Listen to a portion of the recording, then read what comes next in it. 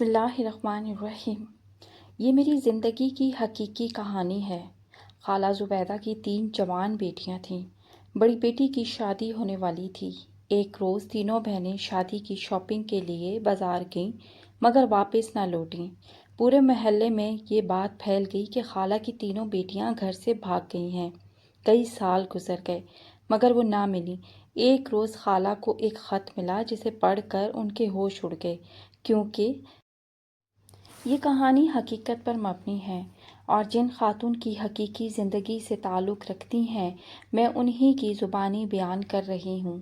کہانی میں اصلی ناموں کی جگہ فرضی نام استعمال کیے گئے ہیں۔ چلیے کہانی شروع کرتے ہیں۔ یہ کہانی میں اپنی پرانی محلے دار کے بارے میں لکھ رہی ہوں۔ خالہ زبیدہ عرصے سے ہماری محلے دار اور میری والدہ سے ان کے کافی اچھی بنتی تھی۔ وہ اپنے بچوں کے ساتھ کافی اچھی اور خوشحال زندگی گزار رہی تھیں۔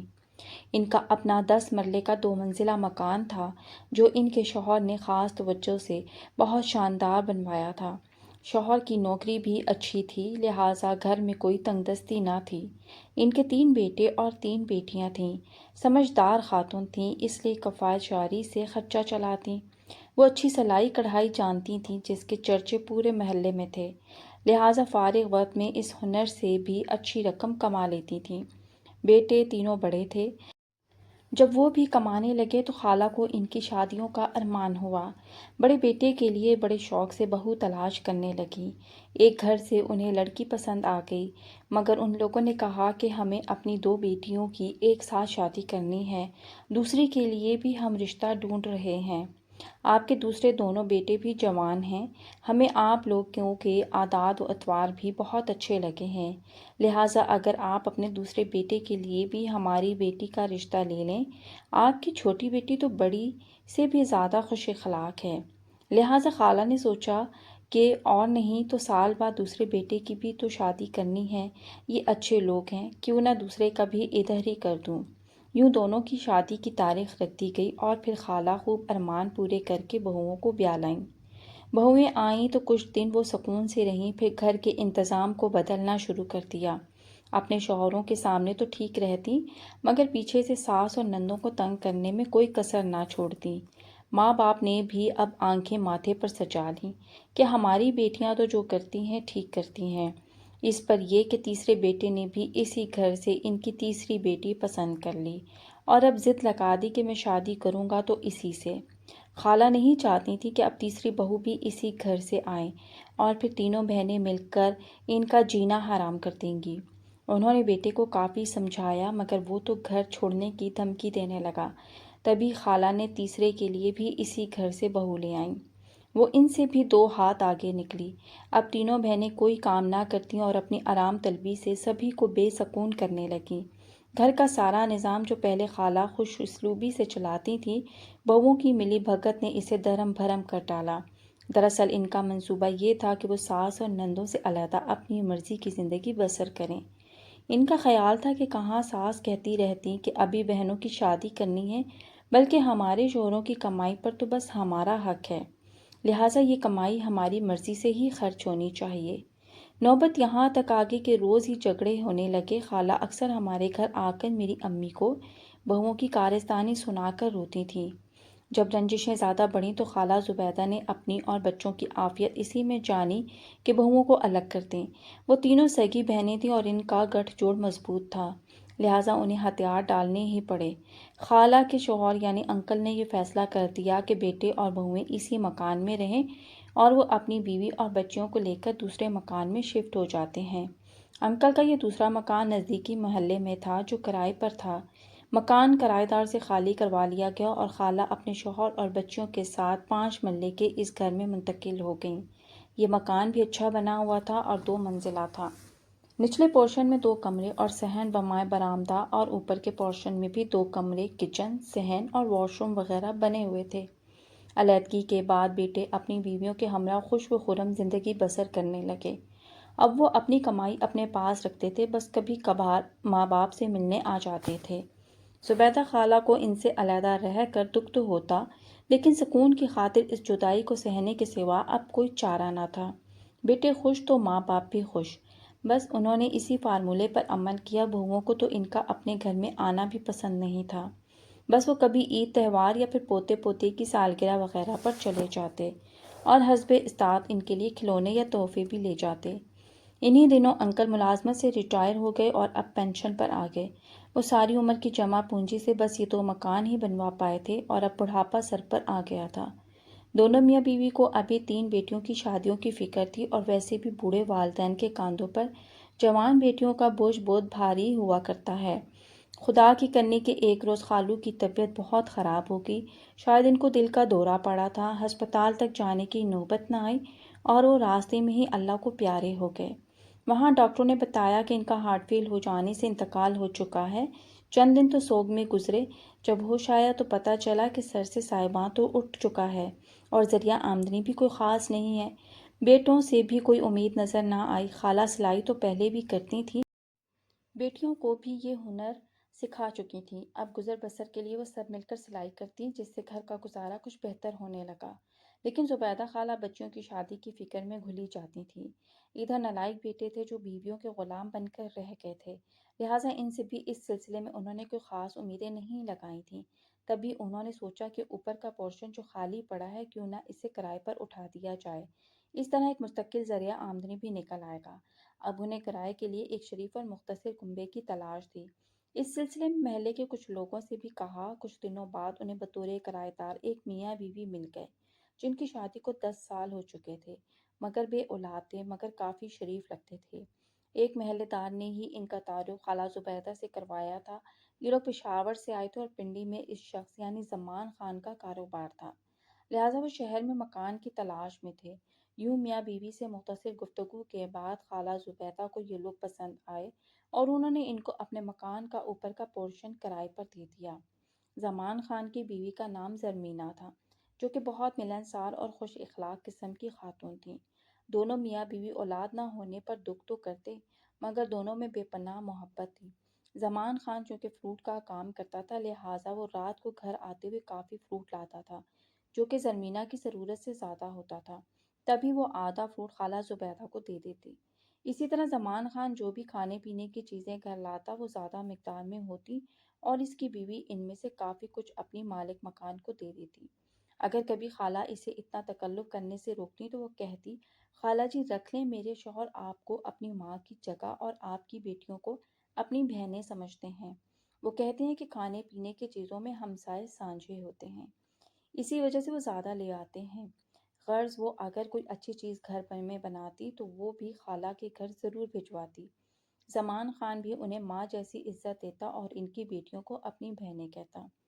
یوں جلدی یہ میاں بیوی اپنی مالک مکان اور ان کی صاحبزادیوں سے گھل مل گئے۔ ان کی بیٹیاں بھی زمان خان کو بھائی کہہ کر بلاتی۔ خالہ خوش تھی کہ اتنے اچھے کرایہ دار مل گئے ہیں۔ خالہ اکثر ان لوگوں کو اپنے نجی مسائل بھی بتاتی، شکوہ کرتے کہ سگے بیٹوں نے بیویوں کے چکر میں ماں اور بہنوں کو بھلا دیا ہے اور بیوگی میں بھی ماں کا ساتھ چھوڑ دیا ہے۔ تب زمان خان ان سے کہتا، اماں جی آپ مجھے ہی بیٹا سمجھ لیں۔ یوں خالہ نے زمان خان کے اچھے اخلاق کو دیکھتے ہوئے اسے اپنا منہ بولا بیٹا بنا لیا۔ اب وہ اپنے تمام مسئلے مسائل اس کو بتاتی اور وہ اکثر ان مسئلوں کو حل بھی کر دیا کرتا تھا۔ خالہ اپنے سبھی دکھ سکھ ان میاں بیوی کی گود میں ڈال کر خود گویا ہلکی پھلکی ہو جاتی تھیں۔ خالہ اب بیٹیوں کے رشتوں کی تلاش میں تھیں، کیونکہ بیٹوں نے تو کہہ دیا تھا کہ ہم تو اپنے کاروبار میں بہت مصروف ہوتے ہیں، اماں تم خود ہی ڈھونڈ لو۔ ایک روز محلے کی ایک عورت کے ذریعے خالہ کی بڑی بیٹی سعدیہ کا رشتہ آ گیا۔ ان کو لڑکی پسند آ گئی۔ خالہ ہر بات میں زمان اور اس کی بیوی سے مشورہ کرتی تھیں۔ ان سے تذکرہ کیا تو انہوں نے کہا کہ اگر اچھا گھر اور ٹھیک لڑکا ہے تو سوچ بچار کس بات کی ہے، رشتے کے لیے ہاں کر دیتے ہیں۔ خالہ کہنے لگی، سوچ بچار یہ ہے کہ یہ لوگ کھاتے پیتے ہیں، بیٹی کا جہیز بھی بنانا ہے اور شادی کا خرچہ، سمجھ نہیں آتی یہ سب کہاں سے آئے گا۔ زمان خان کہنے لگا، اماں آپ نے مجھے بیٹا کہا ہے نا، تو پھر یہ بیٹا آپ کے کس دن کام آئے گا۔ بس جو کچھ پس انداز کیا ہے اس سے مناسب جہیز خرید لیں اور باقی کی رقم میں ڈال دوں گا، کمی پیشی پوری ہو جائے گی۔ آپ اس سب کی فکر نہ کریں اور رشتہ طے کر لیں۔ میں جو رقم آپ کی بیٹی کی شادی پر دوں گا وہ کرائے سے کاٹتا رہوں گا۔ اس بیان سے خالہ کو کافی ڈھارس ملی اور وہ جیسے جی اٹھیں۔ خدا کا شکر ادا کیا کہ ایسا اچھا کرایہ دار ملا تھا۔ کسی بیوہ کو ایسے مسائل میں کوئی سہارا دے تو وہ کیوں نہ مشکور ہو۔ اب جہیز کا سامان خریدنے کا مرحلہ تھا۔ خالہ نے زرمینہ سے کہا، بیٹی سامان وغیرہ کی خریداری میں تم بھی ساتھ چلو، کیونکہ مجھے تو خریداری کا زیادہ تجربہ نہیں ہے، مل کر مشورے سے خریدیں گے تو اچھا رہے گا۔ زرمینہ کہنے لگی، خالہ جی ہماری پسند یا ناپسند سے زیادہ لڑکی کی پسند ضروری ہے، آخر اسی کی چیزیں ہیں تو اسی کی پسند سے ہونی چاہیے۔ سعدیہ کو بھی ساتھ لے لیتے ہیں۔ ماں نے اس بات سے اتفاق کیا۔ سعدیہ ایک روز تو برتنوں وغیرہ کی خریداری کے لیے ماں اور زرمینہ کے ساتھ بازار گئی۔ اگلی بار جب کپڑوں کی خریداری کے لیے جانا تھا تو ماں کہنے لگی، میں تو بازار میں اتنا چل پھر نہیں سکتی، زرمینہ بیٹی آج تم اور سعدیہ ہی چلے جاؤ۔ جب وہ جانے کو تیار ہو رہی تھی تو دوسری دونوں بہنوں نے بھی فرمائش کی کہ ہم بھی ساتھ چلیں گے۔ باجی ہمیشہ کپڑوں کے معاملے میں ہمارے مشورے اور پسند کو اہمیت دیتی تھی۔ انہیں خود اچھے کپڑے تو خریدنے آتے نہیں، ہر دفعہ ہماری پسند کے ہی پہنتی ہیں۔ ماں نے کہا، اچھا تم لوگ بھی ساتھ چلی جاؤ۔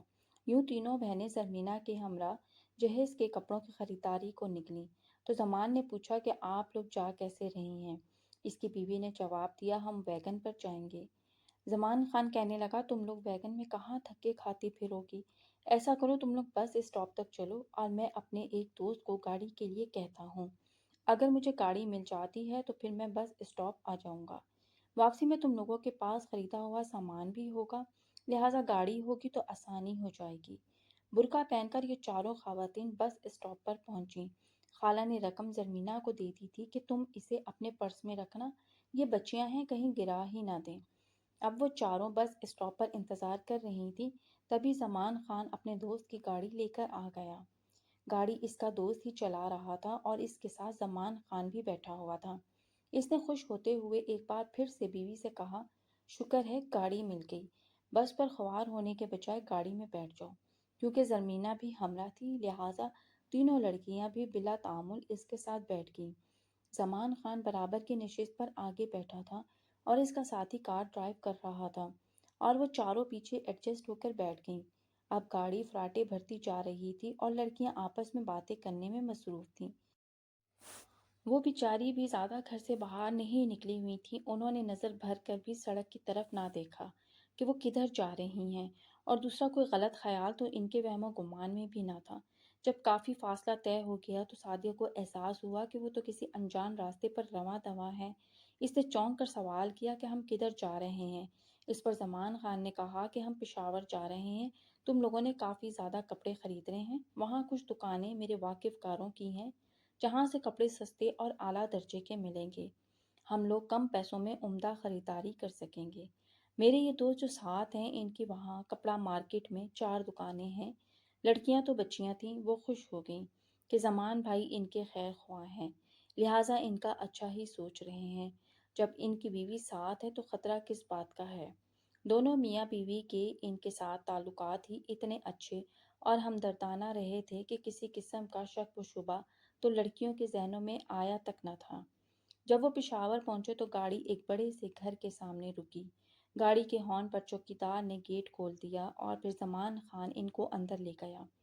زمان خان نے ان سے کہا تھا کہ لمبا سفر کر کے سب تھک گئے ہیں، اس لیے یہ میرے دوست کا گھر ہے، چلو تھوڑی دیر یہاں آرام کر لیتے ہیں، کھانا وغیرہ کھا لیتے ہیں کیونکہ گرمی بھی کافی زیادہ ہو رہی ہے، اس کے بعد پھر خریداری کو چلتے ہیں، اور خریداری میں بھی ہمیں کون سا زیادہ ٹائم لگنا ہے، کیونکہ ہم نے تو میرے اس دوست کی دکانوں سے ہی خریداری کرنی ہے جہاں ہمیں مناسب ریٹ پر اچھے کپڑے مل جائیں گے۔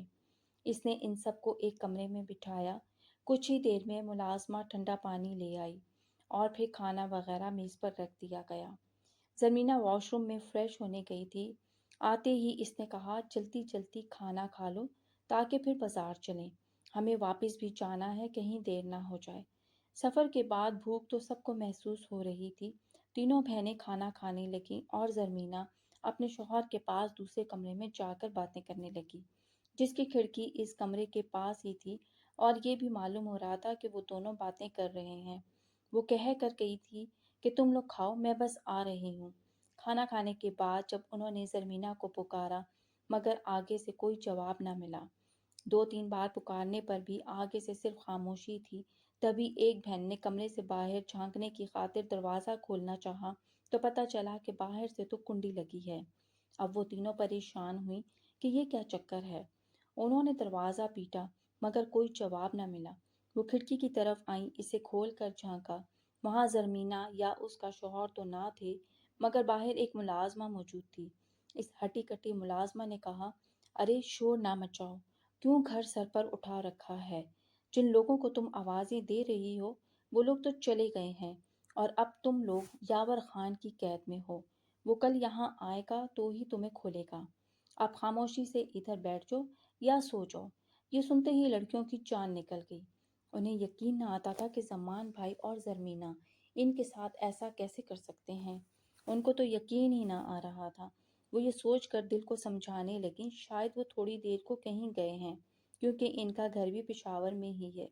ان کے یہاں رشتہ دار وغیرہ بھی ہوں گے، ہو سکتا ہے انہی سے ملنے گئے ہوں گے۔ بس اسی انتظار میں شام اور رات ہو گئی مگر ان لوگوں کو نہ آنا تھا اور سو نہ وہ آئے۔ درحقیقت ان کا تعلق بردہ فروش لوگوں سے تھا اور ایک نہیں 3 جمع سال خوبصورت لڑکیاں ان کے ہاتھ لگ چکی تھیں، لہٰذا انہوں نے بیچ کر دام کھڑے کر لیے اور خود غائب ہو گئے۔ انہوں نے اس ملازمہ سے منت سماجت کی کہ وہ انہیں یہاں سے نکال دے مگر وہ ایسی سخت مزاج تھی کہ ان پر ترس کھانے کے بجائے انہیں خوب باتیں سنا دیں اور کہنے لگی اب یاور خان ہی تم لوگوں کو آخر کار کھولے گا۔ میں کچھ نہیں کر سکتی، لہٰذا اب تم لوگوں کے رونے دھونے یا شور مچانے کا کوئی فائدہ نہیں۔ رات بھر لڑکیاں بیچاری روتی رہیں لیکن وہ کچھ بھی نہیں کر سکتی تھیں سوائے انتظار کے۔ تمام رات جاگتی رہیں اور اللہ سے دعائیں کرتی رہیں، ماں کی فکر بھی کہ نہ جانے اس بیچاری پر کیا بیت رہی ہوگی۔ صبح ہوتے ہی یاور خان آ گیا۔ وہ بے حد کرغت اور ظالم قسم کا شخص تھا۔ اس نے لڑکیوں کو دہشت زدہ کرنے کے بعد اپنے کچھ ساتھیوں کے حوالے کر دیا جن کے پاس کافی ہتھیار تھے۔ اس کے ساتھی انہیں وطن کی سرحد سے پار لے گئے۔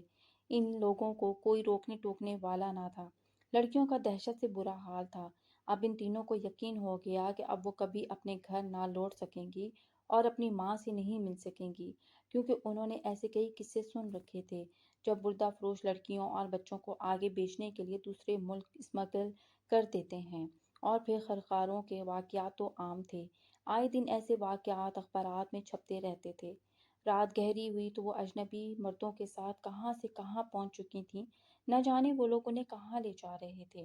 ان کے پاس اسلحہ تھا اور تعداد میں بھی کافی تھے، جبکہ لڑکیاں بیچاری تو بے بس تھیں، وہ خوف سے ایک لفظ نہ نکال پا رہی تھیں۔ ادھر جب رات ہو گئی مگر بیٹیاں گھر نہ لوٹیں تو خالہ زبیدہ کو تشویش ہوئی۔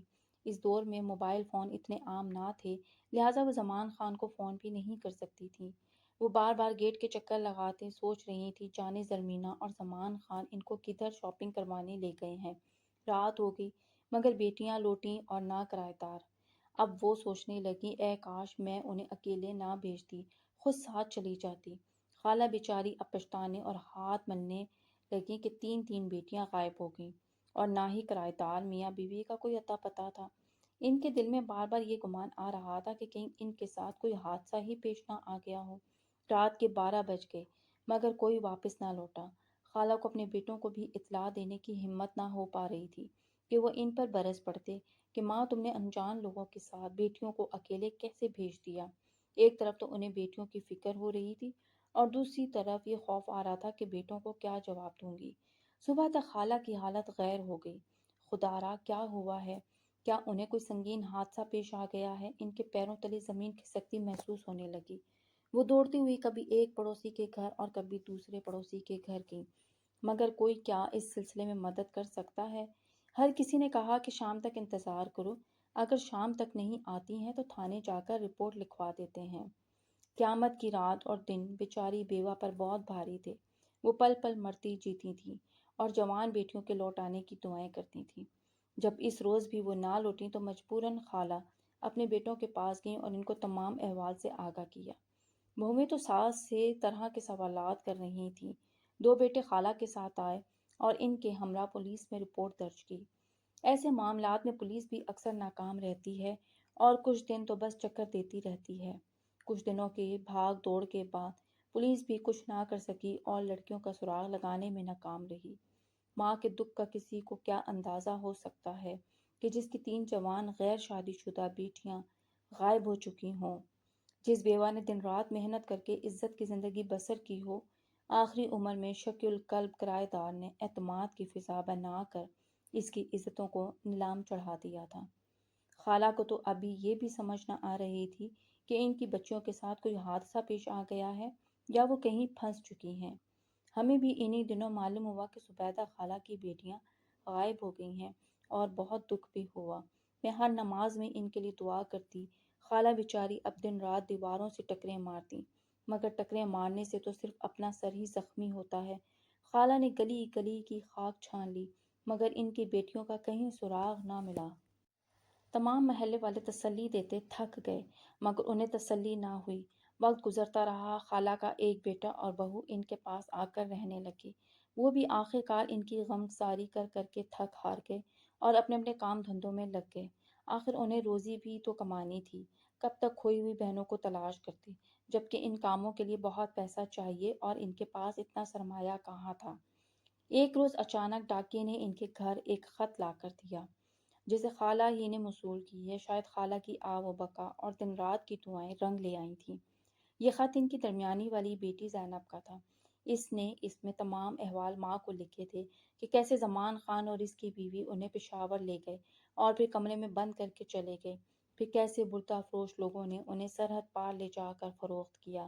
اس نے مزید لکھا کہ مجھے سعدیہ، باجی اور ماریہ کے بارے میں کوئی علم نہیں ہے کہ وہ کہاں ہیں اور کس حال میں ہیں، لیکن مجھے مشرقی وسطی کے ایک امیر آدمی نے خرید لیا تھا اور وہ مجھے اپنے ساتھ لے آیا تھا۔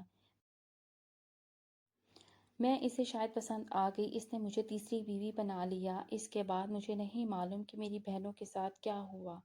اس نے لکھا کہ شاید میری قسمت میں خوار ہونے کے باوجود خواری نہیں لکھی تھی۔ اب میں ترکی میں ہوں اور اس شخص کے ساتھ شاندار گھر میں عیش و عزت کی زندگی بسر کر رہی ہوں۔ مجھے آپ کی بہت یاد آتی ہے۔ یوں تو میرا شوہر بہت اچھا ہے، لیکن اس سے پہلے وہ مجھے آپ لوگوں سے رابطے کی اجازت نہیں دیتا تھا، مگر آج میں اسی کی اجازت سے آپ کو یہ خط لکھ رہی ہوں اور اسی نے یہ آپ کو ارسال کیا ہے، لیکن میں آپ سے فی الحال ملنے سے قاصر ہوں۔ دوسری دونوں بہنوں کے بارے میں میرے خاوند نے معلوم کرنے کی کوشش کی تھی، بس اسی قدر علم ہو سکا ہے کہ وہ دوسرے ملکوں کے کہبہ خانوں میں پہنچائی گئی تھیں۔ آگے ان کی قسمت کیا ہوا خدا کو معلوم، مگر ظالم زرمینہ اور زمان خان نے چند روپوں کی خاطر ہمارے ساتھ بہت برا کیا۔ خدا ان دونوں کو جہنم رسید کرے گا۔ خط میں زینب نے اپنا نام و پتہ بھی لکھا تھا، مگر شاید ویزے کی دشواریوں یا کچھ دوسرے مسائل کے سبب وہ فی الحال ماں کو نہیں بلوا سکتی تھی اور خود اسے وطن آنے کی اس کے شوہر کی طرف سے اجازت نہ تھی۔ بیٹی کا خط پڑھ کر خالہ کی آنسو بھری آنکھیں بھی چمک اٹھیں۔ وہ اپنے بیٹوں کے پاس گئیں اور ماریہ کا خط دکھا کر کہنے لگیں کہ تمہاری ایک بہن کا سراغ مل گیا ہے۔ خدا کے لیے اب تم کسی طرح اسے وطن لانے کی سبیل کرو یا پھر میری اس کے ساتھ ملاقات کا بندوبست کرو۔ خالہ کی خوشی کا کوئی ٹھکانہ نہیں تھا۔ بیٹوں نے بھی خط پڑھا تو ان پر جب یہ حقیقت آشکار ہوئی کہ ان کی ماں نے کتنی بڑی غلطی کی تھی، بیٹیوں کو غیر لوگوں کے ساتھ بھیج کر افسوس بھی ہوا، مگر اس وقت تو ماں کو تسلی دی، مگر کچھ دنوں کے بعد ہی معذوری ظاہر کر دی کہ ایسا ممکن نہیں ہے، ہماری نہ تو کوئی پہنچ ہے اور نہ ہی اثر رسوخ ہے، دولت کام کرتی ہے اور ہم دولت مند بھی نہیں، غلطی تو آپ کی ہے کہ آپ نے کیوں کسی غیر پر اعتبار کیا اور جوان بیٹیاں ان لوگوں کے ہمراہ کر دیں۔ بیوہ خالہ کا دکھ اور بڑھ گیا۔ پہلے 3 جوان بیٹیوں کا بوجھ کندھوں پر تھا، اب ان کے کھوئے جانے کا غم پہاڑ جیسا تھا جس کا بوجھ ان کا کمزور دل سہ نہ پاتا تھا۔ بیٹے تو خالہ کو دوش دیتے تھے، لیکن میں سمجھتی ہوں کہ خالہ سے زیادہ ان کے بیٹوں اور بہوؤں کا قصور ہے، جنہوں نے اپنی زندگی میں آزادی کے رنگ بھرنے کی خاطر بوڑھی ماں اور جوان بہنوں کو تنہا چھوڑ دیا تھا۔ آخر اس وقت انہیں کیوں خیال نہ آیا جب ان کی ماں اور بہنیں تنہا رہ رہی تھیں؟ بیویوں کی خوشی کی خاطر یا ان کی وجہ سے مجبور ہو کر کچھ بیٹے والدین کو ضعیفی میں اکیلا چھوڑ دیتے ہیں اور اپنے فرائض سے غفلت برتتے ہیں، جس کے نتائج بھی پھر برے ہی نکلتے ہیں۔ یقیناً ایسے بیٹے اور بہویں لائق ستائش نہیں ہوتے۔ معاشرے کا فرض ہے کہ وہ اس قسم کی خود غرض اولاد کا محاسبہ کریں، ورنہ اس قسم کے المیے تو جنم لیتے رہیں گے۔ بیوہ والدہ اور غیر شادی شدہ جوان بہنوں کو بے یار و مددگار چھوڑنا کسی طرح بھی قابل معافی امر نہیں ہے۔ اللہ پاک سے دعا ہے کہ وہ تمام والدین کی اولاد کو نیک ہدایت دے۔ اللہ تعالیٰ آپ کی ہر نیک جائز خواہش کو پورا فرمائے۔ اللہ تعالیٰ آپ کی ہر پریشانیوں کو دور فرمائے۔ آمین۔ مزید دلچسپ سچی کہانیوں کے لیے چینل کو سبسکرائب کریں۔ ویڈیو اچھی لگی ہو تو لائک اور شیئر کریں۔ شکریہ۔ اللہ حافظ۔